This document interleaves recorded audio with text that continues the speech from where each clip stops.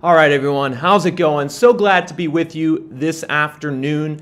Today, we're going to dig into some real-time data on the U.S. housing market. I'm going to give all of you a big update on the U.S. housing market because let me tell you, things are getting crazy in different parts of the country. We have certain areas of America where, as I say here in the video title, the housing crash has already started. Inventory is going nuts in certain locations, going up in a lot of different parts of America, which is the first sign of a housing crash occurring.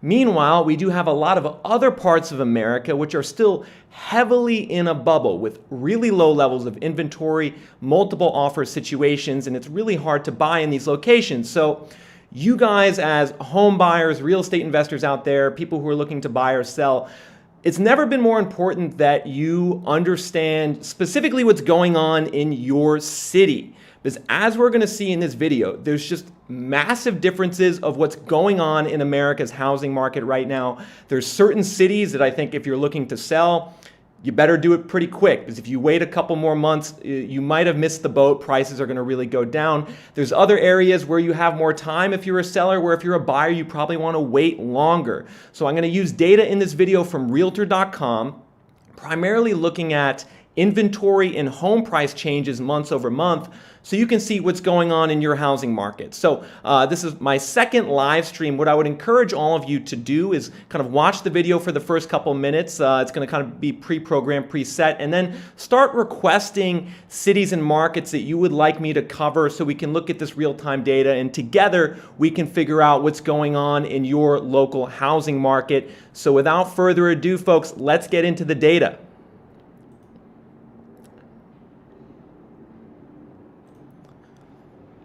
All right, everyone, so take a look at this map.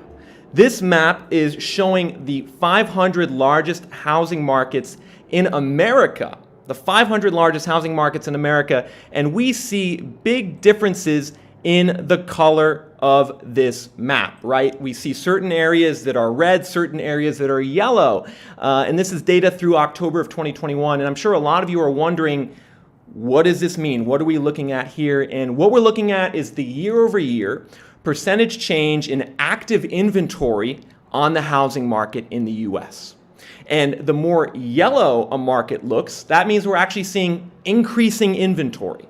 Inventory is going up. The amount of homes on the market is going up in areas in yellow, whereas areas in red, it's going down. Now, you can see most of America here is red, which means that we are still seeing a declining inventory situation year over year. Now, we have seen an increase in inventory over the last 4 to 5 months, but year over year, most of America is still seeing an inventory decline. But what I really want to point you to are these areas in yellow, because as I've talked about on this channel many, many times, the housing crash is starting in a certain geographic area of America. In fact, it's already started in this location, and we're talking about the mountain regions of the U.S.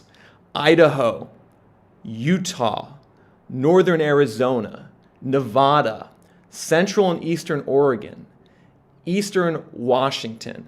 These are places where we're seeing big increases in inventory. These are the parts of America where we are no longer in a situation where buyers feel like I need to buy now. Now we're entering a situation in the places in yellow where sellers feel like they need to list and sell now. And I'm going to look at a couple markets more specifically here for you. We're going to start with Boise, Idaho. Maybe some of you are getting a little bored with me talking about Boise, but we're going to talk about it some more because it's really important. And what we're looking at on this graph are two lines. The blue line is the year-over-year percentage change in inventory in the Boise housing market.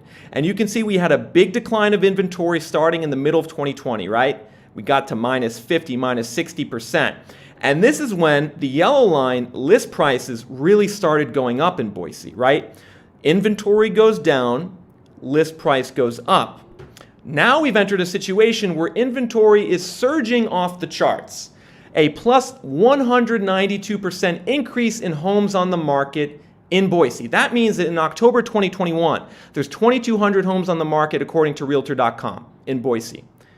That is literally 3 times as many homes that were on the market 1 year ago. So there's 3 times more homes on the market in Boise now compared to last year. And as a result, you're already starting to see the list price year over year decline.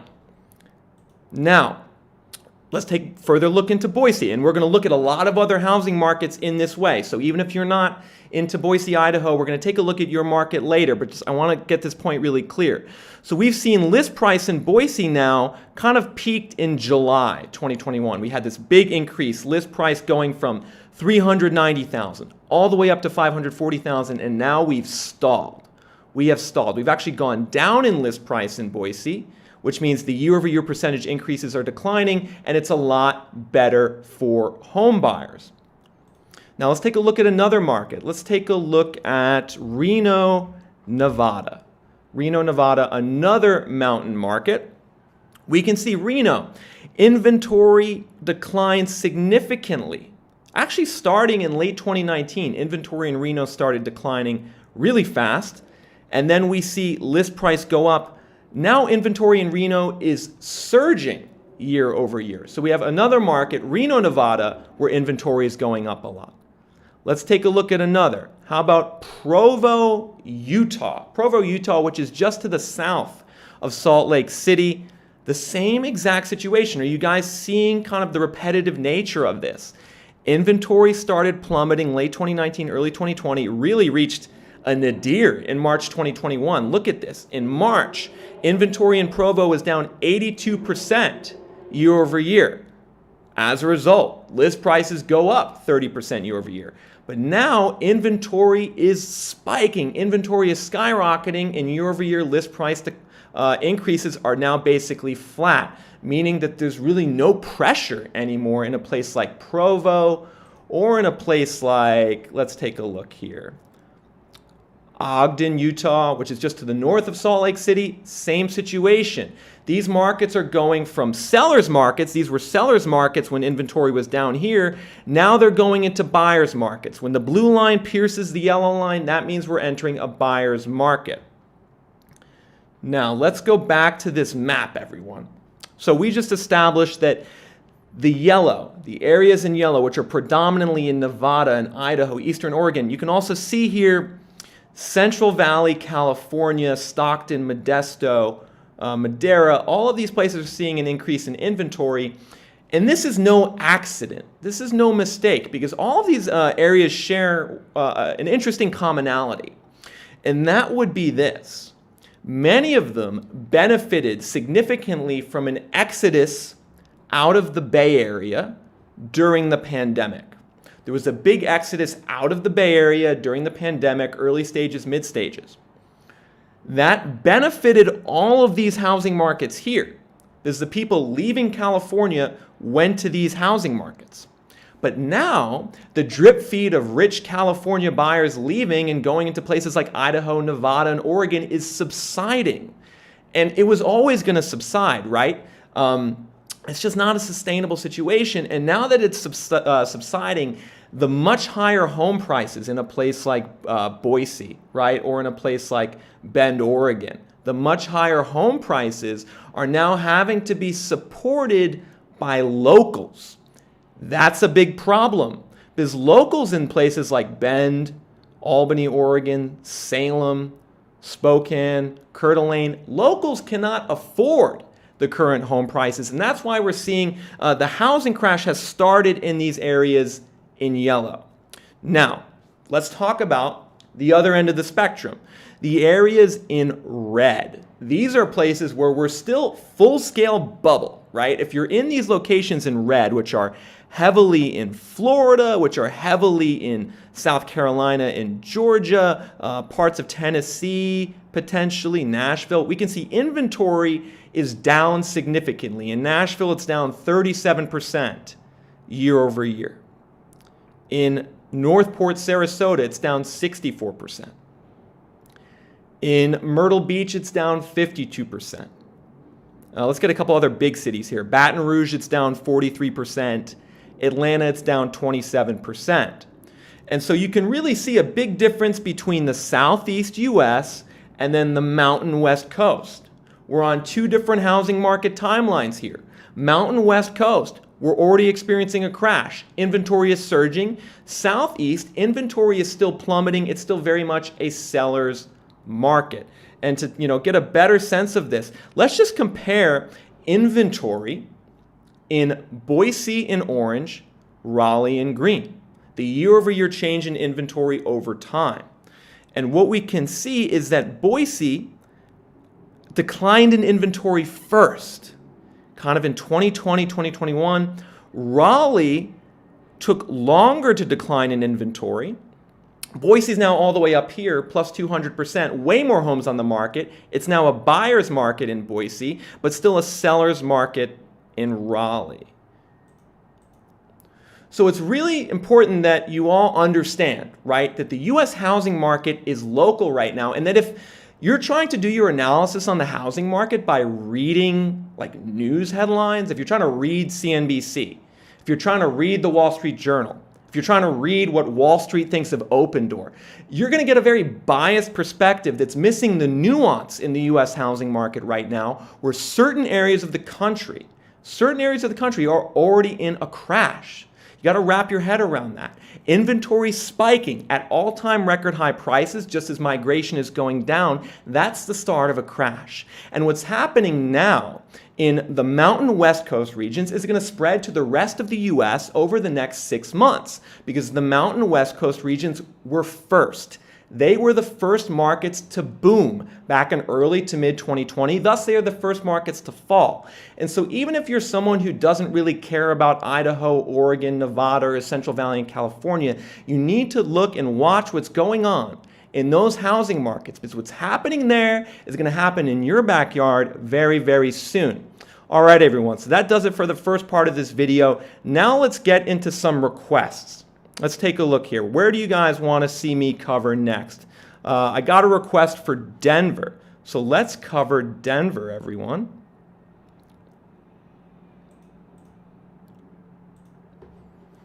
All right.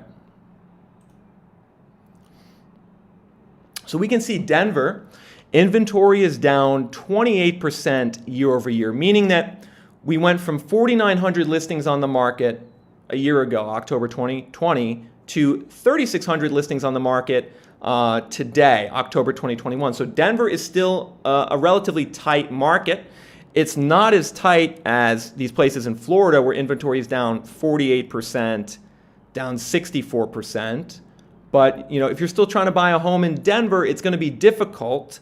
Now, interestingly, if we just head south a little bit to Colorado Springs, forgive me if I mispronounce this, Pueblo, Colorado, we're seeing inventory start to increase in these areas as well as in Utah. And so what I would suspect is if we're seeing inventory go up in Utah, in Colorado Springs, and other parts of Colorado, I would expect that Denver is going to see that increase in inventory soon. But for right now, it's difficult to buy a home in Denver. If we look kind of at more detailed situation here, just so we can see how things have changed over time in Denver. We can see kind of a sharp inventory drop-off early 2020. It got really sharp in May 2021, but now inventory is bouncing back in Denver. All right, let's take a look at another request here. What do we got? Jacksonville, Florida. Let's take a look at Jacksonville, Florida. Similar to Denver, we have a 28% decline in inventory in Jacksonville. And that's still a tight market, right? We have more buyers than sellers. Inventory is still very tight in Jacksonville. Interestingly, we can see it's not as deep shaded a red color as much of the other parts here of southern Florida, which are crazy. So like Florida right now is like southern Florida's nuts, especially southwest Florida. Northport, Cape Coral, Naples, these areas are nuts. Jacksonville, not quite as nuts, still a tight market, but I think it's starting to turn. If we look at some other places in northern Florida, we actually see inventories going up. So Gainesville, Florida is seeing a 28% increase. Tallahassee is about flat. Pensacola is up. So we've already started to see a softening in northern Florida. I wouldn't necessarily call it the start of a crash yet. Don't be surprised if Jacksonville begins to soften more, But northern Florida appears to be more ahead of the curve than southern Florida in terms of softening, in terms of the real estate market turning. All right, now we got some more requests coming through. Let's take a look at Houston, Texas. It looks like we got a lot of people who are interested in Texas overall, Houston as well. Let's hit up a couple Texas markets right now, actually. Let's take a look at Houston. So inventory in Houston's down 20% year over year. We keep seeing this 20% figure in all the markets we're looking at so far, which means Houston's still tight. If you're trying to buy in Houston, expect that you're still going to have multiple offer situations in some cases, especially if you're bidding in a nice property, nice part of town. But as we can see here, Houston is starting to soften. So we had a big crash in inventory in Houston through April. This is when Houston was nuts. You couldn't find anything on the market.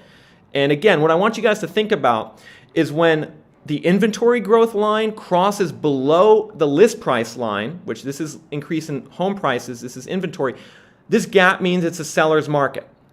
Big seller's market in the spring in Houston, less of a seller's market now in the fall, but not quite to the point where we want it yet, where buyers have the leverage. I happen to think in Houston, we will get to that point. Houston is a market that builds more new homes and apartments than any other city in America. Houston builds more new homes and apartments than any other city in America. And it's a place where there's no zoning, very easy to build. And historically, it's affordable, right? Because it builds so much. Now it's getting expensive, but they're still building a lot. And the local economy is kind of mediocre right now in Houston. That's a combination that I think means problems in the housing market going forward, especially due to the really high property taxes that exist in Houston and a lot of other parts of Texas. I think we're going to see some issues in Houston. I think it's going to get better for buyers going forward in Houston over the next 3 or 4 months, worse for sellers. But we are not yet in a crash stage in Houston. I think maybe in the next 3 to 6 months, we might be, though. We might be. So let's now go back to the map. Look at some other parts of Texas. Austin, Texas, the place that I used to live in and moved away from about a month ago. We can see inventory is down 8% year over year. So inventory is still low in Austin, but starting to regain, down from 4,100 to 3,800 listings. And as most of you know, I believe Austin is in probably the second largest housing bubble in America. Home prices have gone up by 45% year over year, and they build, just like Houston, more new homes and apartments than pretty much anywhere else in America in Austin. And let's just take a look at home prices in Austin. Let's take a look at home prices. So over the last 4 years here, we're tracking the median list price, the yellow line, and then the green bars are the increase in list price year over year. Now, what's very evident is Austin went from being right before COVID, typical list price of $360,000. Now the typical list price is $550,000. Absolutely absurd growth. Pretty much 50% in a year and a half, which you can see by these green bars. What's interesting though, guys, check this out. Before COVID, list prices in Austin were going down.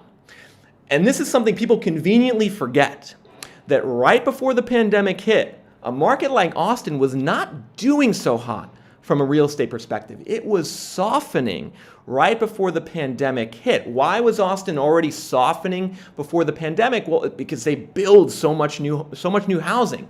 When you build more new homes and apartments than pretty much anywhere else in America, it's very difficult for home prices to go up significantly over a long period of time. They've gone up significantly in Austin over a short period of time, but you can see that growth is already flatlining, and I think price downside in Austin is 30 to 40% over the next couple of years. Now, the thing to remember about that, 30 to 40% downside. What do I mean by that, and how is that going to occur? The housing market is not like the stock market. It's not like Zillow, where you're going to see literally the price crash by 40% in a couple weeks. That's what happened to Zillow stock, as I predicted. What you're going to see in the housing market is a much more slow-moving turn.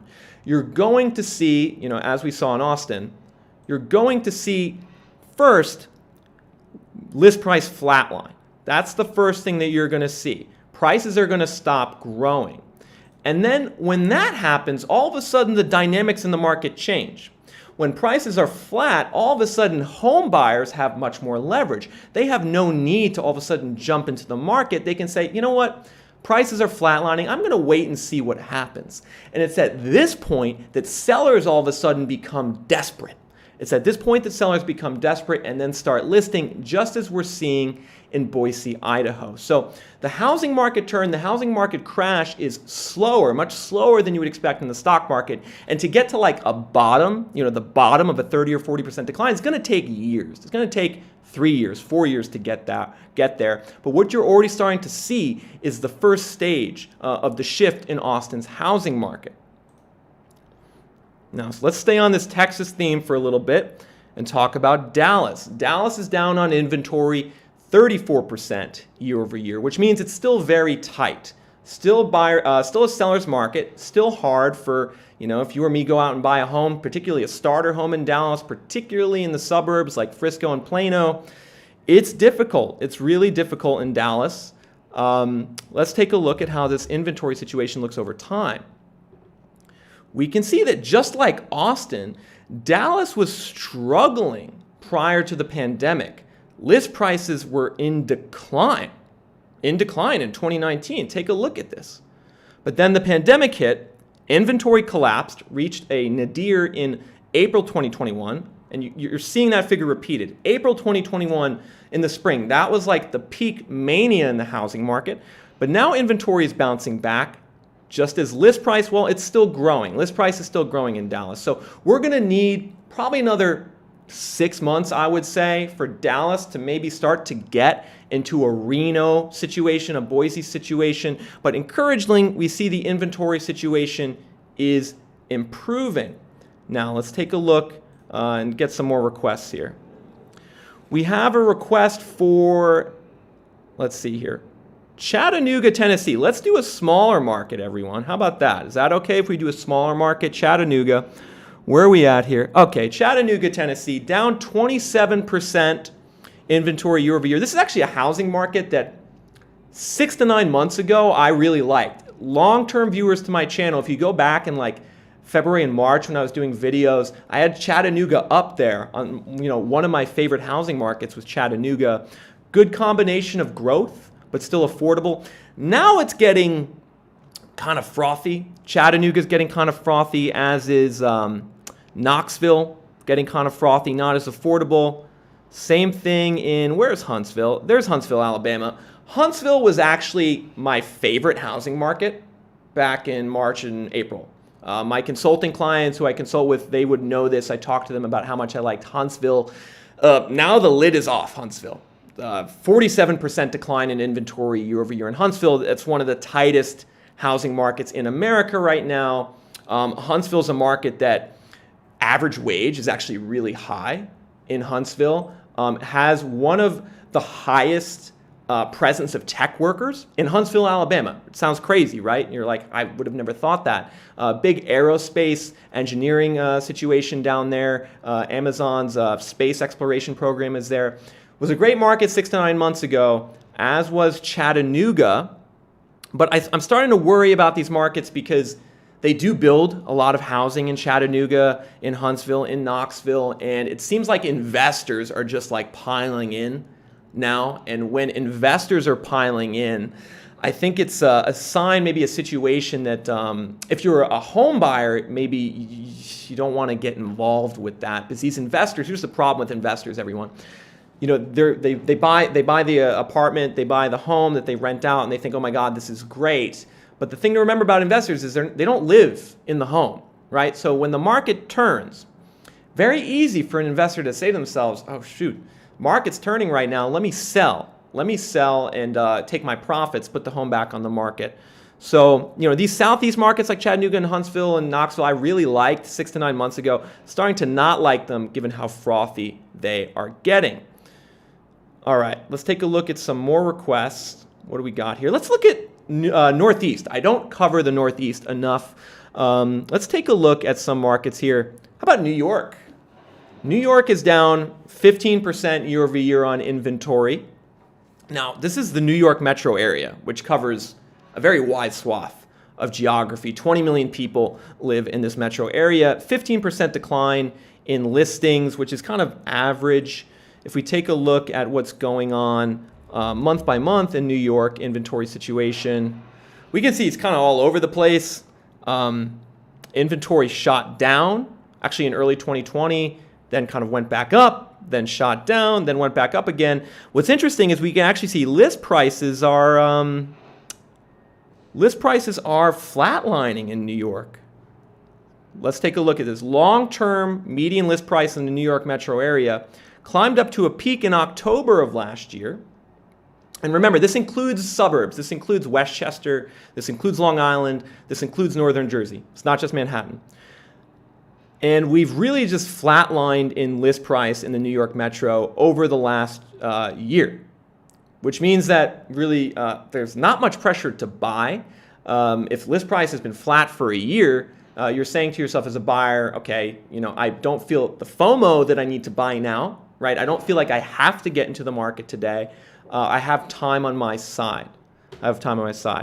Looks like we just got a request for Albuquerque, New Mexico, which is an interesting market. Albuquerque, New Mexico, inventory is down 26% year over year. And this is a market that, I don't know, I'm kind of iffy on. On one hand, historically affordable, which is good, starting to get more expensive. Another thing I don't love about this market, interestingly, is the super high crime rates. I did a video about a month and a half ago on the 7 worst cities in America. Albuquerque had this combination of like really high crime rates, increasing lack of affordability. And so, I think it's maybe an average market. I wouldn't expect necessarily a massive crash in Albuquerque. But I also wouldn't expect, someone in the comment section once said Albuquerque is going to be the next Austin. I don't think that. I don't think Albuquerque is going to blow up by any means.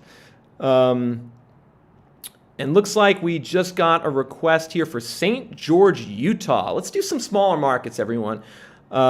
St. George, Utah, down here in southwest Utah, 44% increase in inventory year over year in St. George. That means that the situation is getting better for buyers. We're flipping from a seller's to a buyer's market in St. George.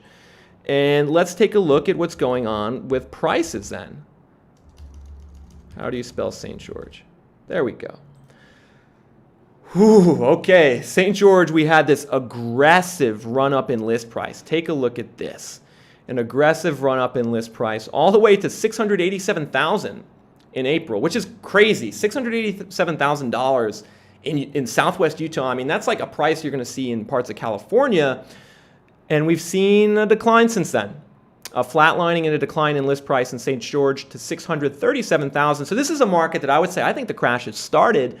And for those of you with longer memories, you would know St. George got hit very hard in the last housing crash. Late 2000, early 2010, St. George got hit really hard. They build a ton of new housing in St. George, as they do in most parts of Utah, which is one of the reasons I think Utah is very tough market right now. So I would be hesitant buying in there now. All right, a couple more requests here. I got a request for Brooklyn. Difficult for me to cover Brooklyn in this situation. So the person that requested Brooklyn, I would just say comment on the video afterwards, and I'll try to address it in the comment section. We have another person who requested New Orleans. All right, NOLA. Where's NOLA? 16% decline in inventory year over year in New Orleans. And this is a market that is still relatively affordable, but I have some concerns. I have some major concerns about New Orleans. Number one, jobs are down 14% since the start of the pandemic in New Orleans. That is by far the worst of any metro in America. 14% decline in non-farm payrolls, according to the Bureau of Labor Statistics in New Orleans. So I'm saying to myself, those job losses are going to start being felt in the local housing market. And let's see. You can see that it hasn't really turned into price declines yet. We've kind of just experienced like a flatlining in home prices in New Orleans.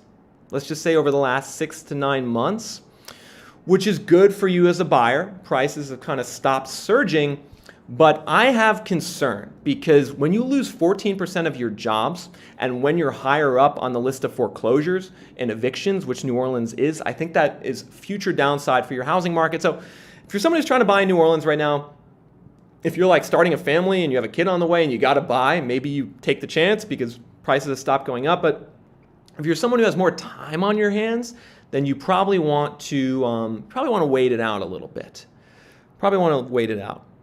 Looks like we just got a request for Naples, Florida. So let's take a look at Naples, everyone.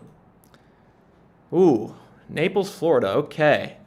This is a pretty aggressive increase in list price that we've seen in Naples over the last, let's just say, year. We were very consistent back to 2017 at a list price of $490,000 in Naples. And now we've just gone off the chain to $730,000. And, I think people have differing opinions on this. Some people look at Florida and they say, the migration's crazy. The migration is the highest in America, which is true. So many people are moving to Naples, as well as places like Cape Coral, Cape Coral, Fort Myers, Sarasota, a lot of retirees especially, and that's definitely causing prices to go up.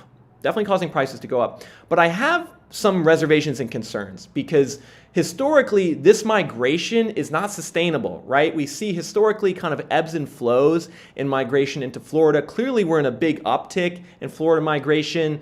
Naples is a great place, but they also build a ton of new housing. If you're a subscriber to my monthly newsletter here on YouTube, if you're a channel member, you would no doubt know that Naples and a lot of southern Florida markets have some of the biggest year-over-year increases in home building. I want to say Naples is around a 40 to 50% increase in the last year in the number of homes permitted for construction. 30 to 50% increase in the number of homes in construction in Naples, just as prices have surged to record highs. That makes me nervous. Because when prices shoot up, just as home building shoots up on the back of a migration surge that ultimately is not sustainable. As much as a lot of people love Ron DeSantis, I think he does have some good policies, but he's not going to be able to change the dynamics of home prices and migration in America. Like ultimately, we've had a lot of different governors, good and bad. Migration always tends to go up and then go down, and I think it's going to go down in Florida sometime in the next year. And at that point, these higher prices, which are up 46% year over year, which is crazy, are going to have some downside in Naples. All right. Let's see. What other requests do we have here, everyone? I'm feeling good. We're going to keep rolling with this. We got Stockton, California, San Joaquin County. Stockton has a 33% increase in inventory year over year. 33%. So Stockton is one of these markets kind of here in the mountain West Coast region, which is seeing the start to a housing crash, in my opinion. Inventory is up in Stockton. Let's take a look at how it looks historically in Stockton. Oh boy. All right. So take a look at this. So big decline in inventory. Through February 2021. And just you guys are seeing the trend here, right? Big declines in inventory through the winter and the spring of 2021. Inventory is now bouncing back. Now, list prices are still going up. We still have increasing list prices in Stockton, at least year over year. Month over month, they've kind of flatlined. But I think when you see this big increase in inventory in a short amount of time, this flatlining in list prices is going to turn into a pretty big decline in list prices very, very soon. So I would not buy in the Central Valley in California right now. I think just like many other areas in Arizona, Nevada, Idaho, Oregon, we're seeing the start to the crash here. We just got a request for Raleigh, so let's take a look at Raleigh, which I looked at a little bit earlier, but we need to talk about Raleigh. Where is it? Here's Raleigh. Raleigh might be the hottest housing market in America today. 51% decline in inventory in Raleigh. 51%. Half as many homes on the market today as there were a year ago, which means it's a seller's market, which means if you're trying to buy something, good luck. But As I showed in this graph earlier, Raleigh is the green line, Boise is the orange line. Remember, in Boise, it was the same situation not too long ago. Inventory shot up.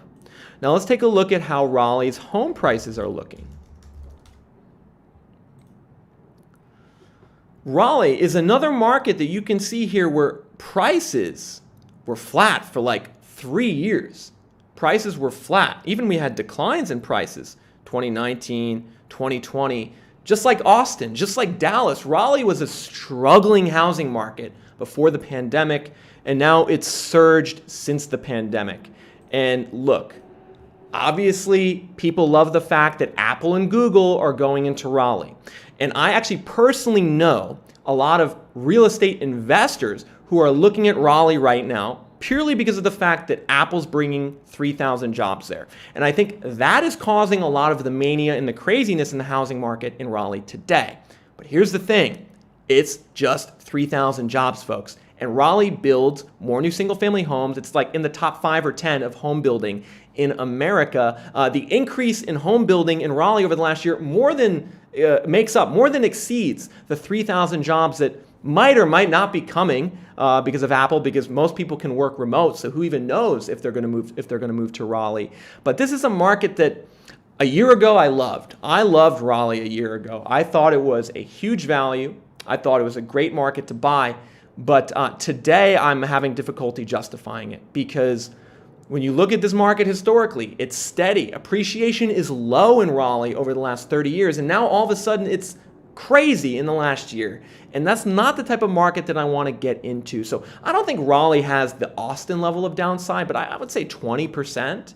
I can see a 20% decline in home prices in Raleigh, starting maybe in 6 months and then taking a couple years to get to the bottom.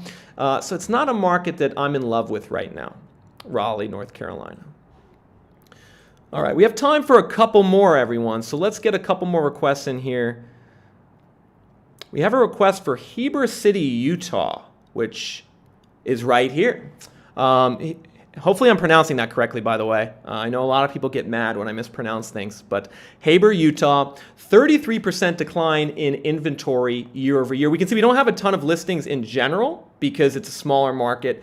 So inventory is still tight here. Inventory is still pretty low. Let's take a look at home prices in Heber, Utah. Wow, this is like off the rocker, everyone. So our list price here is over $1 million. According to Realtor.com, over $1 million.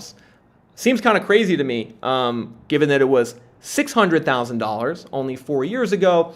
But if list price has gone up by this much in 4 years, in a state that builds a lot of new homes, I'm saying to myself, that's not a market that I want to be involved in. That's not a market that I want to be involved in. Now, how about Miami, Florida? Miami, 48% decline in inventory. I think Miami, second to Raleigh, would be the second hottest housing market in the U.S. right now. It has the biggest surge of inbound migration over the last quarter, according to data from Redfin. I'm actually going to do a video on that later this week, where the migration trends are heading. But you can see inventory in Miami has declined from 39,000 to 20,000 over the last year. So big sellers market in Miami right now. A lot of people moving there. Actually, I have a couple friends who are visiting Miami right now thinking of moving there. Let's take a look at how prices look in Miami. How do prices look? Once again, another market that was just flat for forever. Look at how consistently flat these list prices were in Miami. We have lots of year-over-year declines. We have 2 to 1% increases. So we were at 400,000 list price in Miami all the way through March of this year. And then bam, prices going way, way up in Miami over the last 9 months. Inventory going crazy. Look, I think Miami is a great housing market for the long term. Over 5-10 years, I think Miami is going to grow. It has high population density, doesn't build as much new housing as other markets in Florida, but I'm just concerned. I'm concerned by that big increase in prices, right?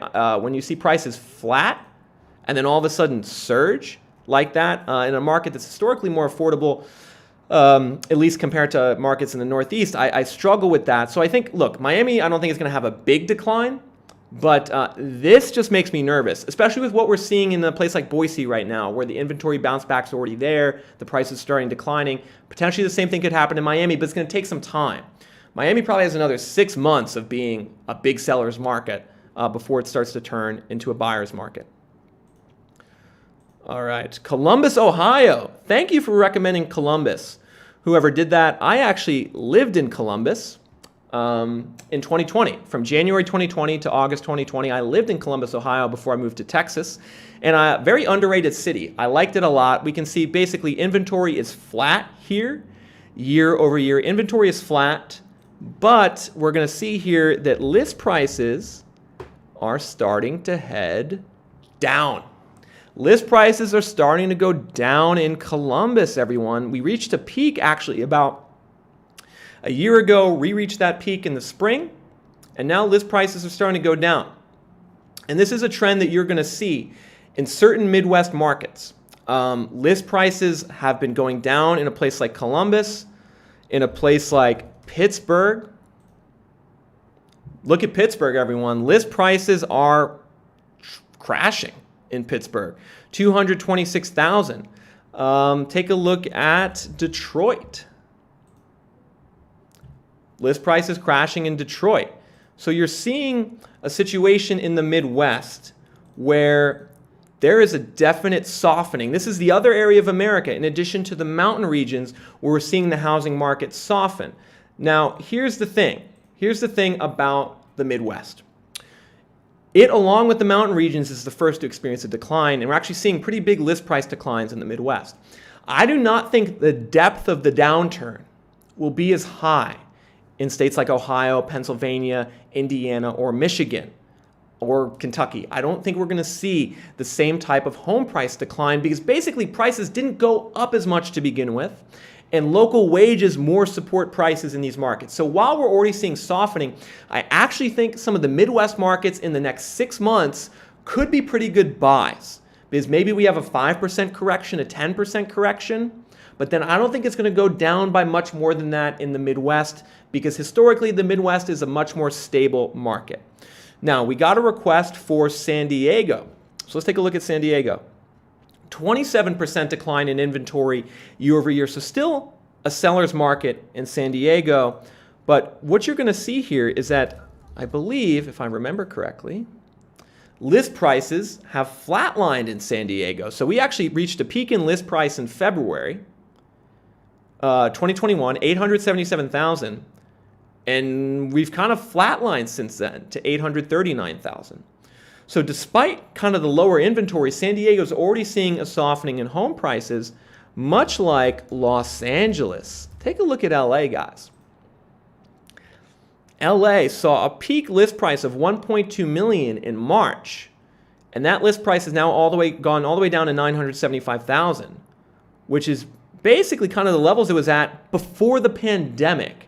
So LA, at least in terms of list price, median list price is kind of back to pre-pandemic levels, as is, I believe, San Francisco. Let's tackle the big California markets here. Take a look at San Fran. Basically, since March 2020, we're flat on list price in San Fran, actually down year over year in recent months. So I think it's interesting, even though some of these California markets, which are in red, meaning that inventory has gone down, we're actually seeing list prices start to go down or flatline also on coastal California, not just Central Valley, California. So coastal California is seeing a slowdown in list price.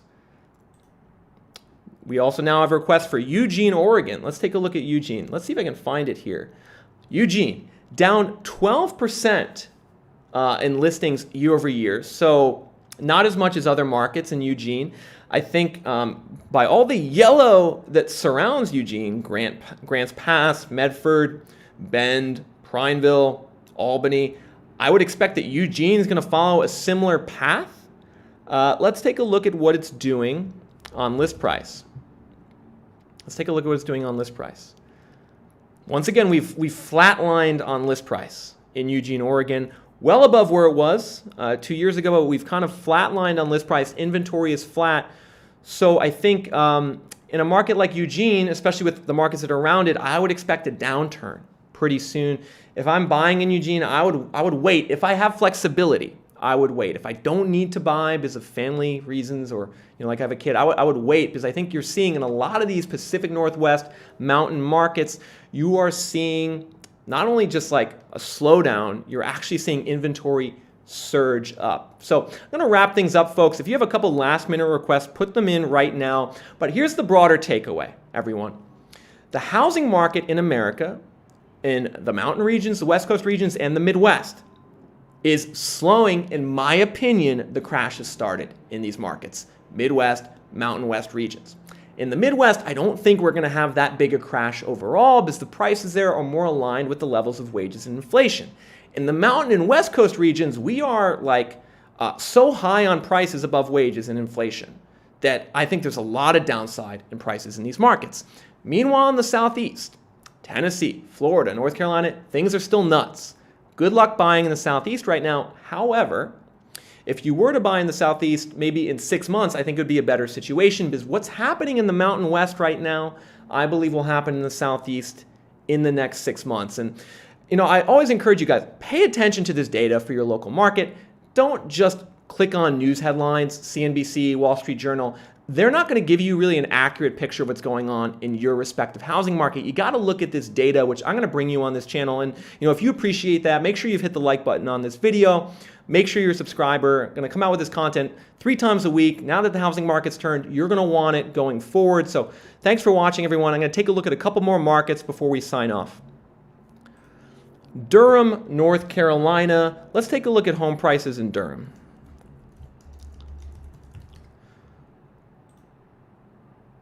Home prices in Durham, hold on, gotta put the screen back. Home prices in Durham have gone up a lot over the last 2 years. Kind of are still at a peak of 471,000. We can see that Durham is just to the northwest of Raleigh. It's kind of funny that these markets are separated metro areas. They're right next to each other.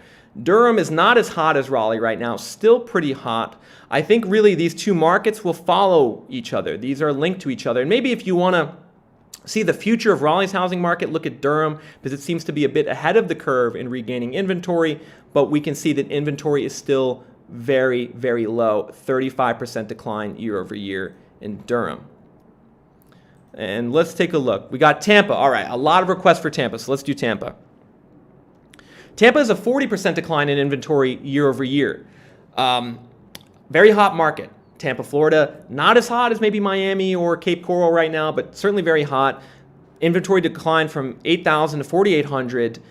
Here's my bone to pick with Tampa, is that I think it's become another like investor haven market, where I've talked to a lot of investors who are piling in there right now.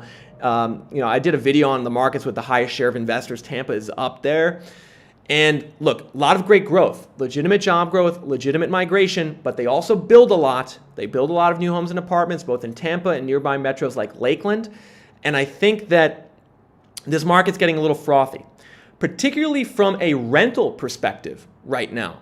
Rental rates in Tampa are up 20% year over year, which sounds good from a real estate investment standpoint, but is not good when you consider that wages are only up by 1% in Tampa year over year, according to the Bureau of Labor Statistics.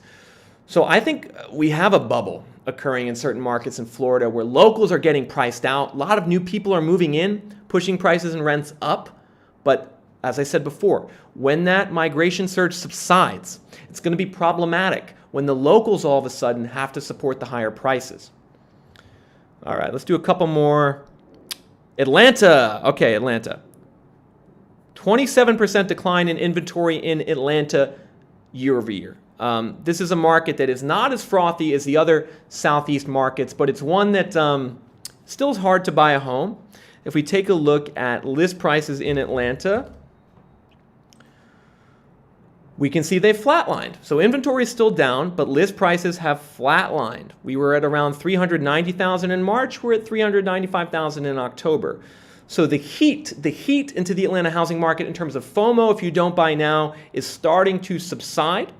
So I would say that's a good thing if you're a buyer. But I would say wait it out maybe a couple more months, 3 to 6 months. I think things might get even better. And to finish things off, I'm going to cover a couple markets in the Northeast because I'm from the Northeast and I know I don't pay enough attention to it on this channel. Let's look at Boston. Boston has a 23% decline in inventory year over year. You guys keep seeing this, like 23%. That's like where most markets are. Home prices in Boston, we know they're expensive, but how expensive have they gotten?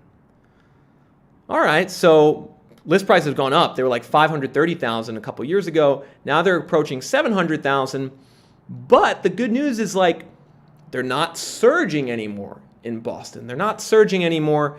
And so this is a housing market that I actually lived in Boston for 8 years. I think it's a great city. I think there's a lot of good demand drivers. Prices are a tad expensive right now, though. I wouldn't be surprised if we go down by 10, 15% over the next couple years in Boston. So, folks, that wraps it up for today.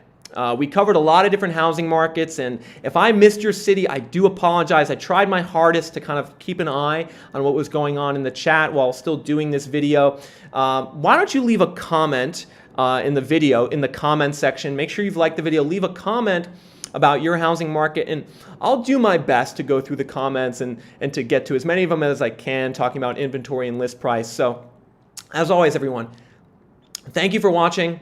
I really appreciate all of your support. That means a lot to me on this channel. I try to bring you guys the real-time data on the housing market. I don't think many other people are doing this. I wish more people were doing this because it's really important that you understand what's going on in your housing market. Until next time, this is Nick from Reventure